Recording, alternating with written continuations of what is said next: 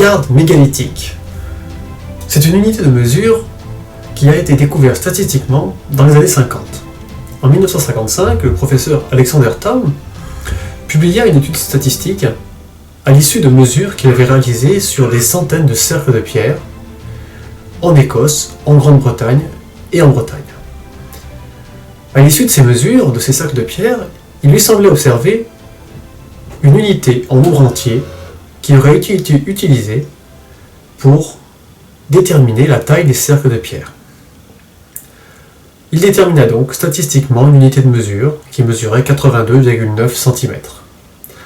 Il publia ses travaux et en 1955, la Société royale de statistique de Grande-Bretagne, après 2 jours de délibération, valida sa découverte comme étant authentique.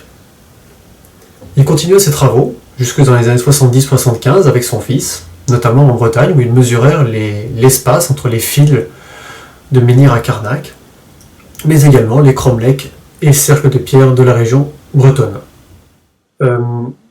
Ces travaux reçurent malgré tout un accueil très difficile au niveau de la communauté des scientifiques et des historiens, essentiellement des historiens chargés de décrire les documents et l'histoire des anciennes civilisations. En ce qui concernait les scientifiques, un certain nombre de statisticiens, de mathématiciens reprirent ces travaux et validèrent statistiquement son unité de mesure. Mais il fut très difficile pour les historiens d'envisager qu'une telle unité ait pu exister en des temps si régulés, c'est-à-dire qu'il aurait été possible, du nord de l'Écosse jusqu'en Bretagne, de disposer d'une unité de mesure harmonisée sur un territoire aussi vaste, alors qu'en France et en Europe, nous avons été capables d'harmoniser une unité de mesure qu'à partir du XIXe siècle. Ce simple fait a posé un énorme problème aux historiens d'envisager qu'une civilisation ancienne ait pu employer de manière harmonieuse une unité sur un territoire aussi vaste. La deuxième critique revenait notamment sur la difficulté pour déterminer le centre géométrique des pierres. Alors, cette difficulté, en réalité, est contournée par le très grand nombre de mesures. Il faut savoir que c'est près de 600 cromlechs qui ont été mesurés par Alexander Thom, et des centaines de mesures également dans les aliments de Carnac. Lorsqu'on a un très grand nombre de mesures, eh bien, statistiquement, les petites erreurs finissent par se corriger, et on peut donner une valeur assez proche d'une unité standard à l'ensemble de ces monuments. Bien que cette unité soit très rarement enseignée, un certain nombre d'historiens officiels la reconnaissent et n'hésitent pas à l'écrire dans leurs ouvrages. Je vais vous donner quelques citations et exemples. Pour Jean-Pierre Mohen, dans chacune des files du Ménec et de Kermario, Alexander Thom et son fils ont démontré le recours à la toise mégalithique entre chacune des pierres. Ce même écart est vérifié sur chacune des files. Jacques Marseille, professeur à l'Université de Paris 1, et Nadège Lannéry-Desjans, maître de conférence de l'île 3, dans un livre qui s'appelle Les grandes énigmes de l'histoire, ils écrivent, à la fin de leur livre, Thom, spécialiste de la géométrie, des grandes constructions mégalithiques, remarque également l'utilisation d'une unité de longueur mégalithique universelle en Europe occidentale, à laquelle il accorde la valeur de 82,94 cm. Toujours Jean-Pierre Mohin, qui était un chercheur renommé, voici ce qu'il dit à propos du yard mégalithique. Alexander Thom et son fils annoncèrent la découverte de l'unité de mesure à l'époque néolithique, soit 82,9 cm, qu'ils appelèrent le yard mégalithique. Lors de leur investigation, ils rencontrèrent une autre distance équivalente à 2,5 yards. Ils la baptisèrent la toise mégalithique. Les critiques reprochèrent aux deux archéomètres une trop grande précision des mesures étalons, alors que les blocs mesurés n'ont pas de forme régulière et sont implantés dans un terrain non plan. À ces reproches, les auteurs qui ont étudié dans les îles britanniques et en Bretagne des centaines de sites à cercles, elliptiques, alignements, figures composites, répondent que l'unité de longueur qu'ils proposent, le yard mégalithique, est une synthèse statistique vérifiée de nombreuses fois, comme le prouve leur publication, site par site, avec les indications précises de chacune des mesures prises sur le terrain. Cette valeur mesurée exprime d'une manière mathématique le souci réel de matérialiser l'espace grâce à des jalons de pierre. Corinne Julien, une autre historienne, dans son livre L'histoire de l'humanité, elle ne manque pas de parler de cette unité, reconnaissant qu'une unité de mesure a sans aucun doute été utilisée pour la construction de ces sites. Elle ne se positionne pas quant à l'unité du professeur Thom, mais elle ne rejette pas pour autant cette hypothèse d'une harmonisation de la mesure. Voici ce qu'elle écrit. Il ne fait certes aucun doute que les unités de mesure précises ont été utilisées pour ordonner les cercles de pierre levés, les hanches et les alignements. Elle reste cependant beaucoup plus sceptique sur la précision de l'unité de mesure. Jacques Briard, donc directeur honoraire du CNRS, écrivait ceci. En 1977, Alexander Thom et son fils proposèrent une géométrie des alignements de Carnac basée sur le yard mégalithique. Les constructions des alignements s'avèrent très élaborées, dépassant largement le simple usage du triangle de Pythagore. On doit conserver ces intéressantes données sur la métrologie qui rejoignent celles apportées par d'autres ingénieurs français comme Kerviller. Maintenant, on peut aussi apporter une démonstration plus récente et plus moderne de l'usage de cette unité de mesure, puisque c'est un certain nombre d'auteurs, depuis quelques années, découvrent d'une autre façon, avec d'autres méthodes, l'emploi du yard mégalithique comme étant une unité de mesure très ancienne. C'est le cas par exemple des ouvrages de Sylvain Tristan qui s'appellent Les lignes d'or. Dans cet ouvrage, il fait l'hypothèse, appuyée sur des études statistiques et puis également sur des observations en référence avec les dimensions de la Terre, que le yard mégalithique est une unité de mesure en rapport avec les dimensions de la Terre. Pour lui, le yard mégalithique est la 366e partie d'une seconde d'arc mégalithique. À savoir qu'une seconde d'arc, ça veut dire qu'en fait, on divise le périmètre de la Terre non pas en 360 degrés, mais en 366. Pourquoi ? Parce que pour lui, pour Sylvain Tristan, il fait remarquer notamment que ce nombre 366 était un nombre important, qui faisait par exemple référence au nombre de levées de soleil qu'il faut pour que la Terre parcourt un tour du soleil complet. En effet, 365 jours, un quart, ça signifie qu'il faut 366 levées de soleil pour que la Terre ait fait le tour du soleil.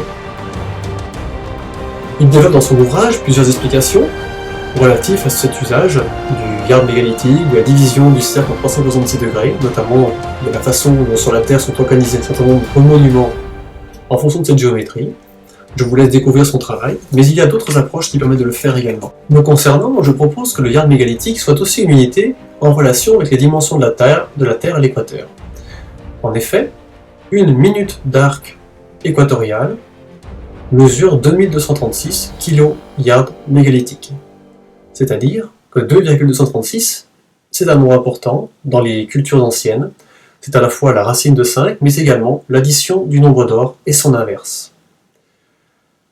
Cette observation simple, assortie des observations effectuées par Sylvain Tristan notamment, qui met en relation le yard mégalithique avec les dimensions de la Terre au niveau du méridien, mais également en relation avec la Lune, viennent compléter ainsi l'idée d'une unité de mesure qui serait un étalon universel de la Terre, qui permet de réaliser un tour de force, celui de relier symboliquement le méridien et l'équateur.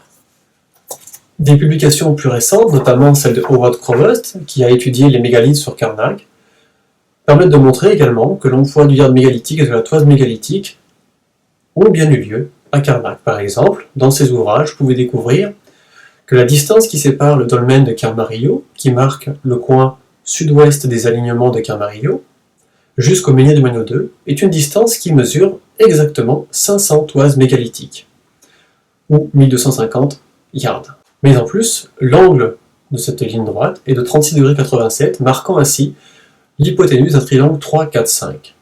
Ce triangle ayant alors, pour chaque côté unitaire, 250 yards mégalithiques. De nombreux exemples sont présents dans ces ouvrages, je vous invite à les consulter. De mon côté, j'ai pu observer également l'emploi du yard mégalithique, notamment dans l'Aveyron, où, entre 8 dolmens, les distances qui relient ces monuments fonctionnent par yard mégalithique. J'observe également ce genre d'observation sur les mégalithes dans le massif du Sancy en Auvergne. Ce qu'il convient de dire également, c'est que certains auteurs qui critiquaient cette unité de mesure universelle sur un grand territoire ont avancé l'idée que ce n'était tout simplement qu'un pas, et que les bâtisseurs mégalithiques comptaient en faisant un pas, deux pas, trois pas, pour faire leur mesure. En réalité, ceci n'est pas du tout envisageable dans l'exemple que je viens de citer, où il s'agit de distances qui sont sur plusieurs kilomètres, sur un terrain qui n'est pas parfaitement plat, où il y a des obstacles, des rochers, de la végétation, Il n'est pas possible sur ce type de terrain de compter des distances de plusieurs kilomètres en comptant le nombre de pas. Donc clairement, cela montre clairement qu'on a une unité de mesure universelle et non un pas approximatif. Cette unité en fait dépasse bien le cadre de la Bretagne puisqu'on l'observe également aujourd'hui jusque dans l'Aveyron, sur un territoire donc extrêmement vaste qui va du sud de la France jusqu'au nord de l'Écosse. Très peu de scientifiques ont réellement tenté de contester l'usage du yard mégalithique. Quelques-uns ont tenté, nous n'avons trouvé qu'un seul article qui tente de remettre en cause cette unité, et dans cet article, malgré tout, l'auteur reconnaît que le yard mégalithique a bien été employé en Écosse. Il constate effectivement une petite variation de l'unité de mesure qui est sensiblement plus grande à mesure que l'on se rapproche de l'équateur. Cette petite variation pourrait peut-être venir du fait que ces peuples utilisaient un pendule pour déterminer leur unité de mesure. C'est une hypothèse, en tout cas avancée par certains auteurs. Je préfère dire que nous ne savons pas exactement comment ils faisaient pour harmoniser leur unité de mesure, mais nous savons objectivement qu'ils utilisaient une unité de mesure universelle sur un territoire extrêmement vaste, ce qui est déjà extrêmement contradictoire avec la vision que nous avons de l'histoire officielle de ces cultures anciennes. Mais alors pourquoi le yard mégalithique n'est-il pas enseigné, n'est-il pas expliqué régulièrement lorsqu'on fait des visites sur des sites officiels avec des guides donc, de l'Office du tourisme? Pourquoi cette unité de mesure est aussi rarement enseignée et expliquée au public? Plusieurs raisons peuvent expliquer cette observation de censure, alors que quelques scientifiques et auteurs reconnaissent parfaitement l'emploi de cette unité. Une première hypothèse, évidemment déjà évoquée, c'est l'impossibilité, dans notre vision de l'histoire, l'impossibilité que des gens aient pu harmoniser ainsi une unité de mesure. Ceci est si contradictoire avec la vision que nous avons de l'histoire que beaucoup d'historiens préfèrent ne pas envisager cette hypothèse et la trouvent farfelue et ne peuvent admettre qu'une telle précision ait été utilisée sur un territoire aussi vaste. Ensuite, il y a d'autres raisons, il ne faut pas imaginer qu'il s'agit de cacher une vérité. Les choses sont beaucoup plus complexes et à la fois plus simples. Dans un documentaire réalisé par la BBC à propos des travaux d'Alexander Thom, un des archéologues expliquait qu'il n'y avait aucun problème à ce que quelqu'un propose une nouvelle théorie et une nouvelle hypothèse, mais il fallait être archéologue pour pouvoir le faire. Ce qui n'était pas le cas du professeur Thom, qui était un ingénieur. Ici, ce qui est intéressant, c'est qu'il y a un phénomène dans le système universitaire, c'est que les chercheurs s'appuient généralement sur ceux qui les ont précédés, et il y a un phénomène, si vous voulez, d'appartenance à une communauté scientifique qui fait qu'on a tendance à reproduire des recherches et travaux qui vont dans le même sens et qu'il est très difficile et très audacieux pour un chercheur d'avancer une hypothèse qui soit très différente de ce qui est dit régulièrement dans la presse ou dans les écoles. Cette difficulté à sortir un petit peu de la ligne est quelque chose de tout à fait humain et naturel. Nous avons un petit peu tous tendance à le faire, et peut-être un jour il y aura-t-il des chercheurs et scientifiques plus audacieux qui oseront avancer un peu plus loin et faire avancer la recherche. Mais c'est quelque chose de très difficile, il faut bien le comprendre, au vu du fonctionnement du système universitaire, où de toute façon, pour pouvoir avancer, il faut tout de même avoir le parrainage un petit peu de ses pairs, c'est-à-dire les maîtres de conférences, de ses maîtres de thèse, etc. Donc il est tout de même assez difficile, si vous voulez, de chambouler avec une découverte, qu'elle soit réelle ou non, mais de chambouler en tout cas toute une vision de l'histoire. Pour donner un exemple, lorsque la technique du carbone 14 a été découverte et utilisée, cela a remis en cause de manière très profonde la chronologie des historiens qui a été chamboulée, et ça a été extrêmement difficile pour les historiens d'envisager s'être trompés à ce point-là. Et pendant très longtemps, ils ont résisté à cette méthode du carbone 14, la considérant comme absolument pas fiable. Et il a fallu tout de même un certain temps pour qu'ils envisagent que cette méthode soit fiable, et donc de réviser la chronologie qu'ils avaient établie. C'est exactement le même problème que nous avons actuellement avec l'apparition de nouvelles méthodes de mesure et de recherche, notamment avec les méthodes par satellite, avec Google Earth, qui permet de faire des mesures, des relevés d'angle, de distance, et qui permettent de faire ce que ne pouvaient pas faire de nombreux archéologues, qui se contentaient surtout de travailler sur le sol, de faire des relevés au sol, mais qui n'avaient pas une possibilité d'exploration aussi vaste et aussi riche en termes de géométrie et de distance que ce que nous pouvons faire avec les nouveaux outils de mesure désormais. Et donc il y a une résistance pour l'instant à la découverte de toutes ces choses-là.